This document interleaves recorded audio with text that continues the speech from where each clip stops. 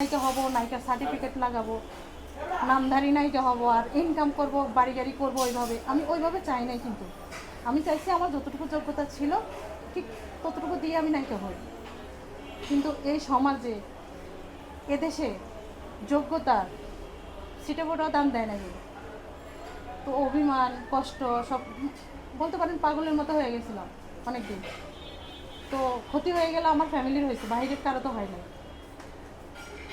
আবার 11 মাস আগে যেই আমাদের ফ্যামিলির একটা প্রোগ্রাম ছিল একটা রেস্টুরেন্টে, সেখানে বলা হয়েছিল আমি নাকি নাইট ক্লাবে ডান্স করি। আমার দর্শকদের কাছে আমাকে ষড়যন্ত্র করে মানে আমাকে কিভাবে পচাবে, কারণ আমার দর্শকরা বাংলাদেশের একটা শ্রেণী আছে যারা আমাকে পছন্দ করে। আমার চেহারা খারাপ হোক, যেমনই হোক না কেন, কিন্তু আমাকে সবাই ভালোবাসে।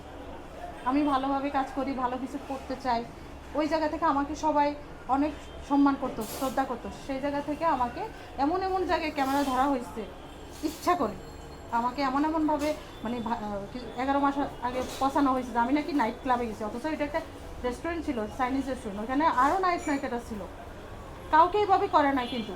আর আমি জানতাম ওখানে কোনো লোক যাবে না, ঠিক আছে, কিন্তু আমাকে এমনভাবে পচানো হয়েছে যে আমাদেরও তো ফ্যামিলি আছে। অনেকে অনেক অনেক নায়িকাদের জন্য এসব কোনো বিষয় না, কিন্তু আমার জন্য এই ছোট্ট একটা বিষয়ও